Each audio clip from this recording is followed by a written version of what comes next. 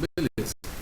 Uma vez que a gente tenha concebido, então, dando continuidade, né, a ideia da dupla camada, uma vez que a gente concebeu que a interface se dá na forma de um capacitor com acúmulo de cargas e um isolante no meio, isso tem a ver com o modelo elétrico da interface solução e, aliás, assim, os aspectos de medidas que se fazem experimentais disso muitas vezes fazem analogias a circuitos eletrônicos, principalmente impedância eletroquímica, porque é interessante você pegar aqueles parâmetros eletroquímicos, aqueles parâmetros elétricos de um circuito elétrico simulado e verificar como que eles se coadunam com o modelo experimental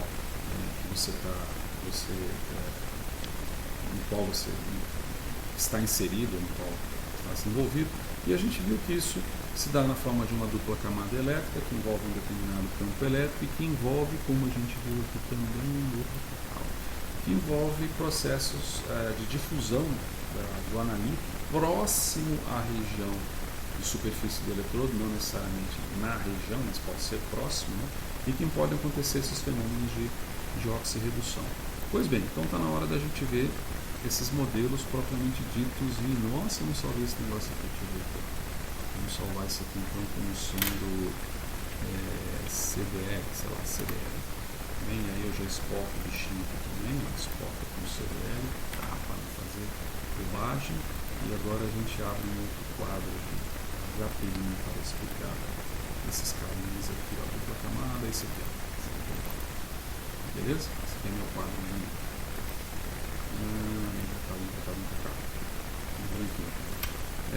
Bom, então vamos lá. Modelo de dupla camada elétrica, tá bem? Você acha que provavelmente isso aqui é a segunda prancha, né? Aqui, modelos de dupla camada. Modelo de dupla camada elétrica.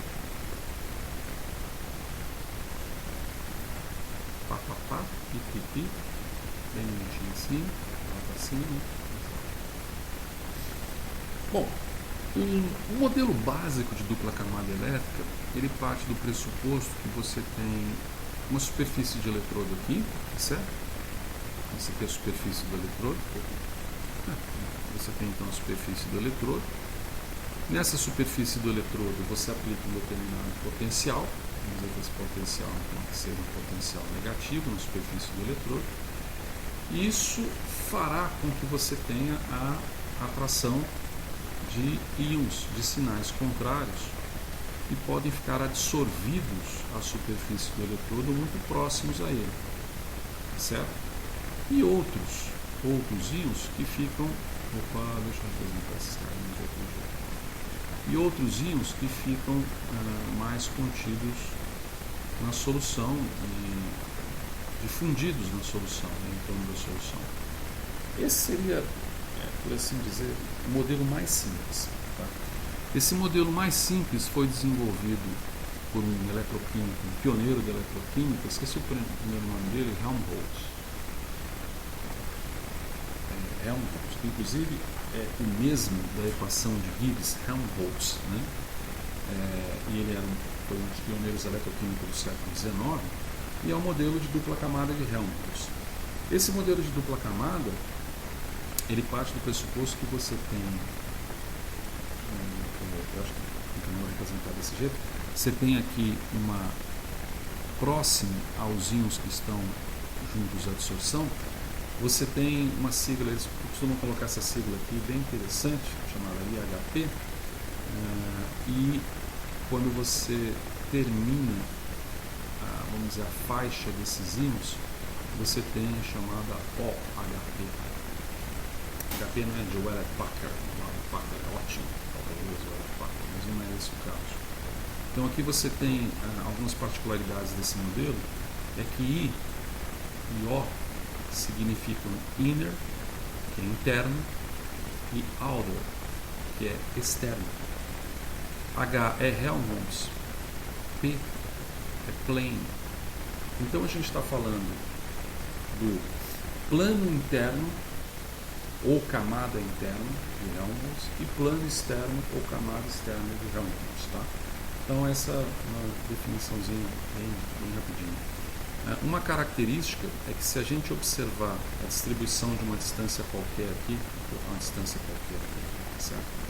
E a gente observar o potencial elétrico em função dessa distância, a gente vai ver que ao longo do seio da solução, essa distância aqui ela assume um valor que é um valor nulo de potencial. É zero. Aliás, não vou fazer esse φ aqui, porque senão vai parecer que é o símbolo de potencial. É um valor nulo. Certo? É um valor nulo de potencial. Aí, à medida que esses íons eles vão se aproximando em distância da superfície do eletrodo, de repente, não mais que de repente, como diria o poema de Vinícius de Moraes, a variação de potencial elétrico começa a subir. E aí você tem uma relação linear,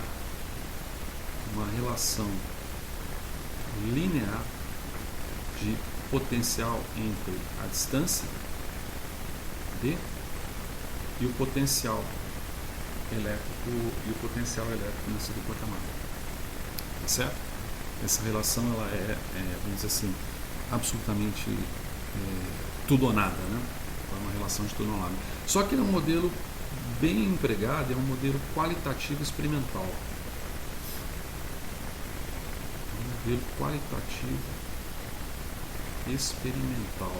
Ou seja, é possível você, através do modelo de dupla camada elétrica, desenvolver a aproximação para vamos dizer, os constituintes experimentais do seu sistema.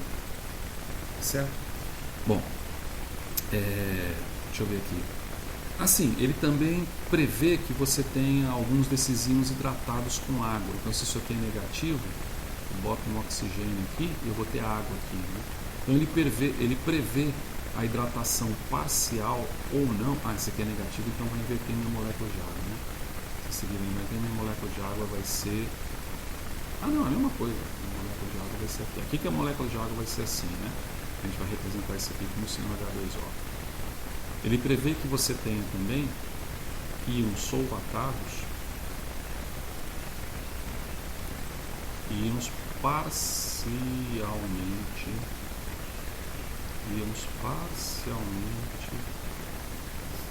solvatados, ok? Então esse é um modelo clássico, é um modelo de Helmholtz. Esse modelo clássico ele foi debatido e foi um pouco melhorado. Então, a ideia por detrás desses modelos de dupla camada é que você tenha uma estrutura simples de composição e aí você melhora um pouco colocando outras variáveis nesse sistema, tornando mais sofisticado esse modelo por um lado, equacionalmente, dentro do formalismo matemático que ele prevê determinadas condições, mas ao mesmo tempo se aproximando da realidade. Então, a partir desse modelo, surgiu um outro modelo, certo? Surgiu um outro modelo que faz o ponto, eu já vi que esse vídeo também vai ter que ser subdividido por causa de tempo. Surgiu um outro modelinho, vou repetir aqui algumas pequenas observações. Aqui a gente coloca as cargas negativas, né?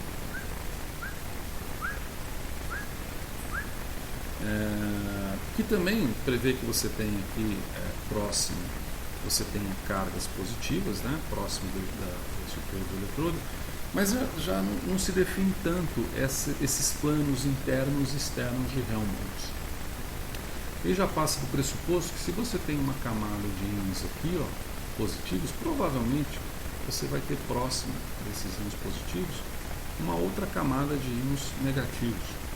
E quando você faz isso, significa que provavelmente você terá um pouco mais distante uma camada também de íons positivos. Tá? E esse babado vira não é uma boneca russa, mas esse babado ele acaba se tornando, ele acaba gerando uma camada próxima do seio de solução que é chamada camada difusa. Uma camada difusa. É uma camada difusa que está começando inicialmente próxima ao eletrodo aqui e ela se difunde ao longo de toda a estrutura desse modelo. Esse modelo é de Gouy-Chapman. Vocês estão vendo desenhos agora, estou na dúvida, tá? mas ele tem esses pressupostos. Então, um pressuposto é que você tenha essa camada difusa, tá bem? Camada difundida. Vamos colocar difundida? Vamos colocar difundida, porque eu já coloquei difusa lá, a partir do eletrodo. A partir do eletrodo. Você também tem uma combinação de íons. Como fala? Agora esqueci. Você tem também solventes e co-solventes que podem estar ali associados, mas ela é interessante porque ela se aproxima de um modelo clássico, do modelo de atmosfera iônica. Modelo de atmosfera iônica de Debye-Huckel, que é um modelo matemático que envolve a distribuição de cargas em torno de uma determinada superfície. Então essa é uma outra particularidade. A outra é que ela faz o cômputo, e aí, como eu falei do negócio daquelas variáveis, né, ela faz o cômputo de efeitos térmicos. Eu não sei se o nome efeito seria efeitos termais, né? Efeitos termais.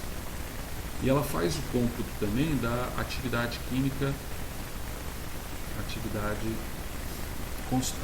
química constante. Nossa, vai sobrar aqui, atividade química constante.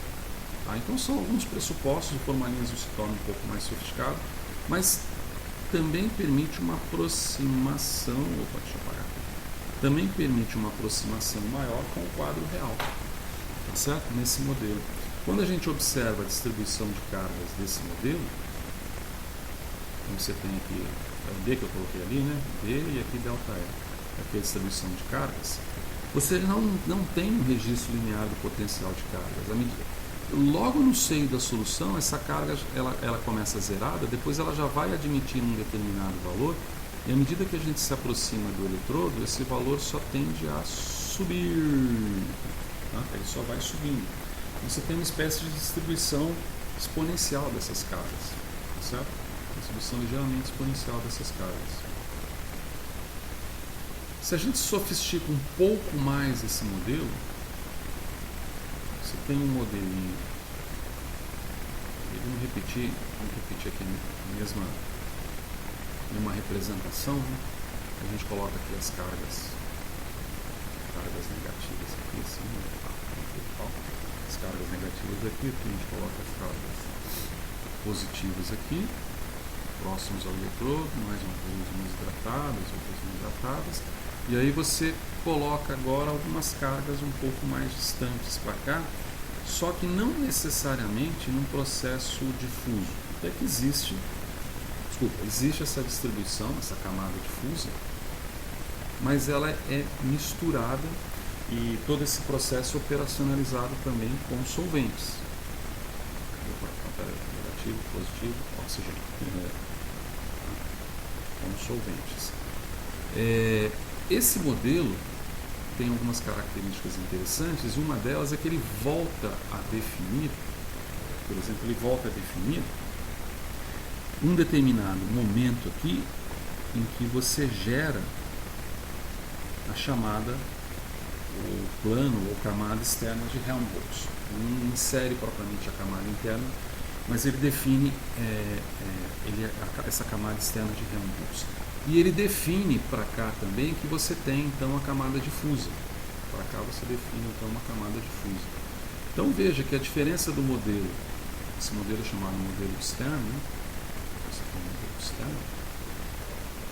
A diferença desse modelo, vou até colocar aqui uns balãozinhos nos modelos, né? Já está comendo solto. Vamos fechar esses modelinhos só, tá? Deixar no externo. Então a diferença aqui no modelo externo é que você não começa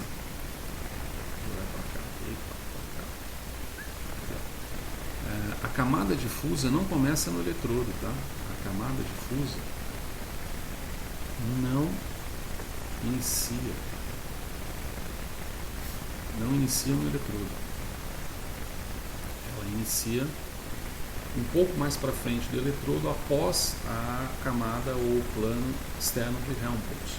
Então, essa é uma particularidade, vamos dizer assim, essencial do sistema. Eu estou tentando lembrar aqui uma outra particularidade dela. Agora, a distribuição de cargas, portanto, se a gente colocar uma distância aqui D, novamente, um delta E aqui, ela é uma combinação, isso que é interessante, ela combina combinação de distância fixa de cargas, distância fixa, e aí você teria de cargas, né, que seria o plano externo, e a camada de Helmholtz, então ela combina o plano externo de Helmholtz, ou seja, o modelo de Helmholtz e a camada difusa. Então ela combina dois modelos, né? Ela combina um modelo de Helmholtz com um modelo de Goldschapman, não sei. Então isso significa que você tem, à medida que você começa aqui do eletrodo, você tem realmente uma camada difusa que apresenta um determinado tipo de potencial e de repente esse potencial ele aumenta, mas não linearmente junto ao eletrodo. Entendeu? Existe uma variação em função dessa camada de você possuir esse plano externo. E eu vou jogar para cá, então você já antevê que apesar de duradouro esse vídeo, nós vamos terminar um outro modelo. Então jogando para cá, você tem um outro modelinho, mais uma vez em que a gente coloca aqui, você coloca aqui então as cargas distribuídas aqui, tá certo? E agora você começa a colocar, coloca as nossas cargas também aqui, que podem ter solventes ou não, próximos ao eletrodo. Certo? Só que dessa vez você prevê, vamos dizer assim, você prevê que você tenha, não você prevê que você tenha nada, você tem aqui cargas negativas, tem cargas positivas, tem cargas negativas, e esse modelo, que é um modelo mais sofisticado, é o modelo de Bockris, na verdade o nome dele é Graham Bockris. Bockris é um cara que aparece, tem livros e livros do Bockris aí de eletroquímica também. Esse modelo, ele já é um modelo que pressupõe que você tenha sim uma camada interna de Helmholtz, ele devolve, tá? Então ele devolve aqui a camada interna de Helmholtz. IPH é ótimo, IHP, você tem aqui IHP. Então ele inclui a camada interna de Helmholtz, e é claro, né, ao incluir a camada interna de Helmholtz, ele inclui também, agora não sei como é que eu vou colocar isso aqui, eu vou colocar mais ou menos aqui, o que não quer dizer que é exatamente aqui também, ele inclui o plano externo de Helmholtz, ele inclui a possibilidade de você ter cátions pequenos,